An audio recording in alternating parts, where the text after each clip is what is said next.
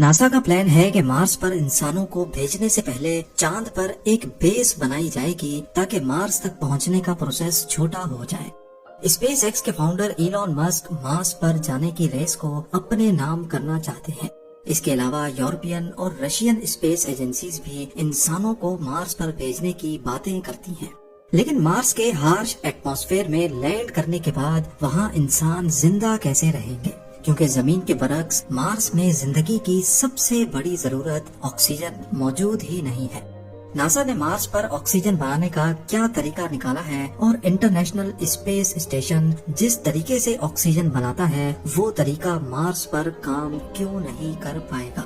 زین T V کی videos میں ایک بار پھر سے خوش آمدید۔ ناظرین، انسانوں کی مارس پر رہنے کی خواہش کے پیچھے ڈھیر ساری وجوہات ہیں، جن میں سائنٹیفک ایکسپلوریشن اور اسپیس کیوریوسٹی کا فیکٹر تو ہے ہی، لیکن ان خواہشات کے پیچھے ایک مجبوری یا خوف بھی ہے۔ وہ یہ کہ ارتھ پر کسی آفت کی وجہ سے کہیں انسانوں کی نسل ختم ہی نہ ہو جائے، جیسا کہ 6.5 کروڑ سال پہلے ہماری دنیا سے ڈائناسورز کا خاتمہ ہوا تھا۔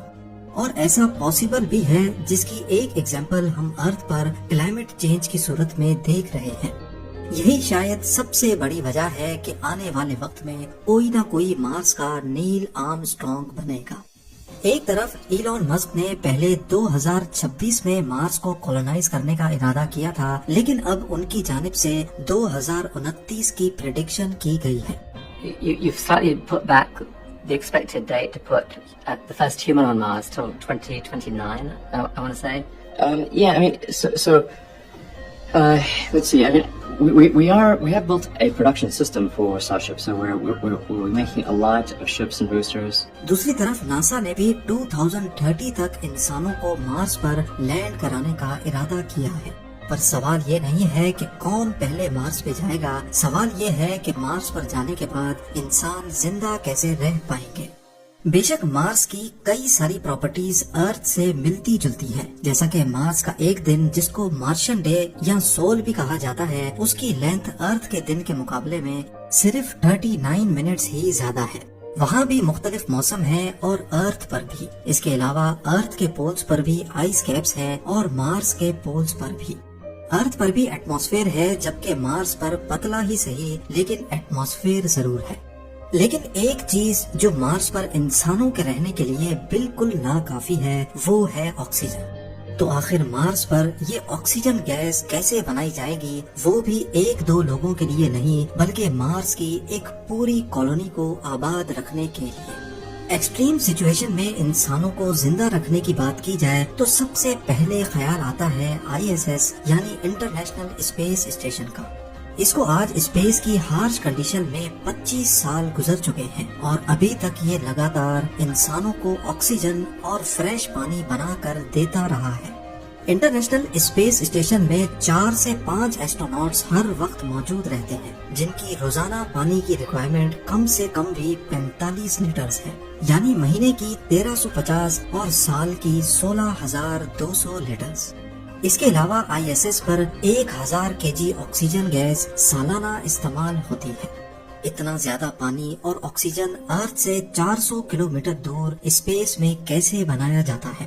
اس کام کے لیے ISS میں 2 سسٹمز لگے ہوئے ہیں، ایک ہے واٹر ریکلیمیشن سسٹم WRS اور دوسرا ہے آکسیجن جنریشن سسٹم یعنی OGS۔ یہ دونوں سسٹمز ہم مارس پر کیوں نہیں لگا سکتے، یہ سمجھنے کے لیے ہمیں پہلے یہ جاننا ہوگا کہ یہ سسٹم کام کیسے کرتے ہیں۔ واٹر ریکلیمیشن سسٹم ہیومن ویسٹ یعنی یورین، پسینہ اور ہیومیڈیٹی سے پانی کلیکٹ کرتا ہے اور پھر اس کو صاف کر کے واپس سے پینے کے قابل بنا دیتا ہے۔ ایسٹروناٹ ڈوگلس وی لاک نے ایک موقع پہ کہا تھا کہ ہماری کل کی کافی سے ہی اگلے دن کی کافی بنتی ہے۔ WRS سسٹم ISS میں پہلے سے موجود پانی کو پیوریفائی کر کے دوبارہ سے استعمال کے قابل بنا دیتا ہے اور اس طرح 98% پانی ضائع ہونے سے بچ جاتا ہے۔ اس کے برابر میں ہے آکسیجن جنریشن سسٹم۔ یہ سسٹم WRS سے تھوڑا سا پانی لیتا ہے اور پھر اس کو ایک خاص پروسیس سے گزار کر سانس لینے کے لیے آکسیجن بناتا ہے۔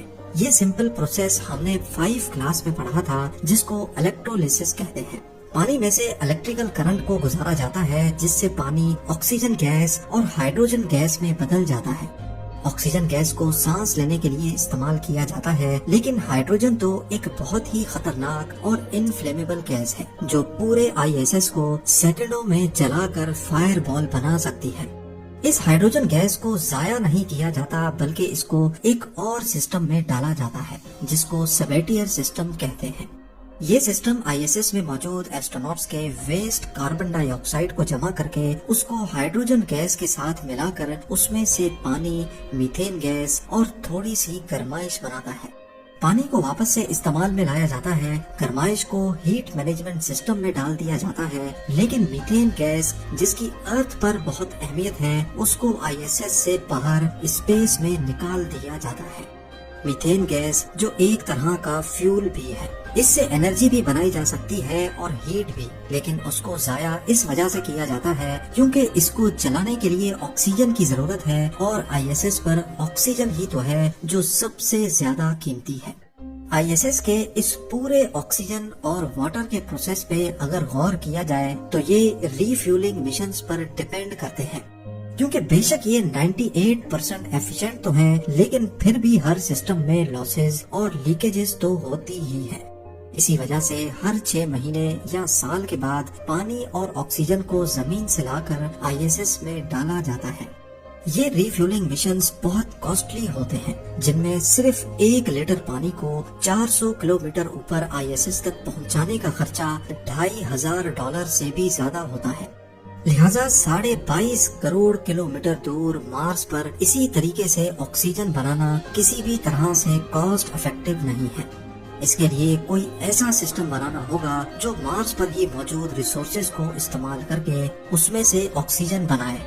2021 میں جو ناسا کا پرسیورنس روور مارس پر بھیجا گیا تھا، اس میں اسی تجربے کے لیے ایک ڈیوائس لگائی گئی تھی جس کو موکسی یعنی مارس آکسیجن ان سیچو ایکسپیریمنٹ کا نام دیا گیا ہے۔ کیونکہ ISS میں تو پانی کا سورس ری فیولنگ ہوتا ہے، لیکن مارس پر پانی ڈھونڈنے کے لیے اس کے پولر کیپس تک جانا ہوگا یا پھر کئی فٹ نیچے ڈرل کر کے برف نکالنی ہوگی۔ اسی وجہ سے موکسی مارس کے ایٹماسفیئر سے ہی کاربن ڈائی آکسائڈ کو یوز کر کے اس میں سے آکسیجن بناتا ہے۔ کیسے آسان الفاظ میں سمجھایا جائے تو مارس کے ایٹماسفیئر میں 95% کاربن ڈائی آکسائڈ ہے۔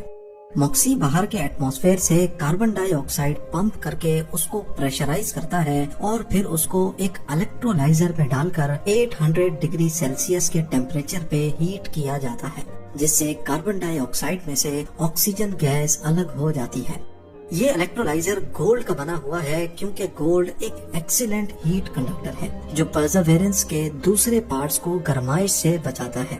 اس پروسیس میں کاربن ڈائی آکسائڈ سے آکسیجن گیس کے ساتھ ساتھ کاربن مونو آکسائڈ بھی پیدا ہوتی ہے۔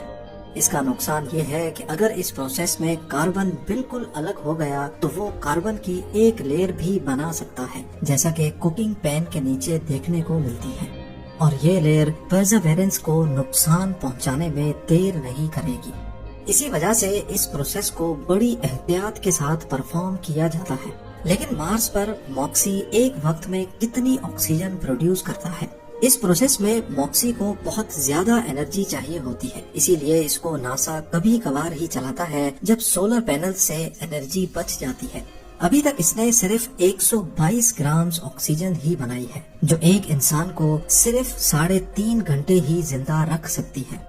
اگر اسی سسٹم کے ذریعے مارس پر زیادہ آکسیجن پروڈیوس کرنی ہوگی تو اس کے لیے موکسی کا ایک بڑا ورژن چاہیے ہوگا، اور ساتھ میں اس کو چلانے کے لیے ایک بڑا پاور پلانٹ بھی، اور یہی ابھی تک کا سب سے بڑا چیلنج ہے۔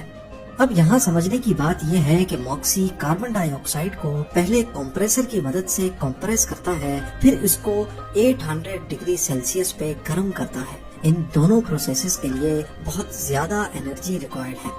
اس مسئلے کے سولوشن کے لیے سائنٹسٹ ایک فیوچر ٹیکنالوجی پہ کام کر رہے ہیں جس میں کاربن ڈائی آکسائڈ کے مالیکیول کو کم ٹیمپریچر پہ ہی توڑا جا سکے گا۔ اس میں کاربن ڈائی آکسائڈ کو ہیٹ کر کے نہیں بلکہ اس کے اندر وائبریشن پیدا کر کے اس میں سے آکسیجن مالیکیول کو الگ کیا جائے گا۔ فی الحال اس ٹیکنالوجی کو لیب میں ٹیسٹ کیا گیا ہے، لیکن ارتھ کے ہائی ایٹماسفیرک پریشر اور ٹیمپریچر کی وجہ سے یہ ایکسپیریمنٹ ارتھ پر کرنا ممکن نہیں ہے، لیکن مارس کا ایٹماسفیئر اس کام کے لیے بالکل پرفیکٹ ہے۔ ٹیکنالوجی چاہے جو بھی ہو، ہمارا ٹارگٹ یہ ہے کہ ہمیں مارس پر ایسی چیز کو ہی استعمال کر کے آکسیجن بنانی ہے جو وہیں پر موجود ہو، اور جو ڈیوائس یہ آکسیجن بنائے گی ان کی ڈپینڈنسی بھی ارتھ پر نہیں ہو، کیونکہ آئی ایس ایس تو زمین سے صرف 400 کلومیٹر ہی دور ہے۔ اگر وہاں کا آکسیجن جنریشن سسٹم خراب ہو گیا تو ایسٹروناٹس کو واپس ارتھ بھیجنا اتنا بڑا مسئلہ نہیں ہے۔ وہ اپنے ایمرجنسی سوٹس پہن کر چند گھنٹوں تک ری فیولنگ کا ویٹ کر سکتے ہیں اور واپس ارتھ بھی جا سکتے ہیں۔ لیکن اگر مارس پر کولونائزیشن کے بعد آکسیجن جنریشن مشین میں کوئی مسئلہ ہو گیا تو نہ ہی ری فیولنگ کا آپشن ہوگا اور نہ ہی ارتھ واپس جانا اتنا آسان ہو پائے گا۔ امید ہے زیم ٹی وی کی یہ ویڈیو بھی آپ لوگ بھرپور لائک اور شیئر کریں گے۔ آپ لوگوں کے پیار بھرے کامنٹس کا بے حد شکریہ۔ ملتے ہیں اگلی شاندار ویڈیو میں۔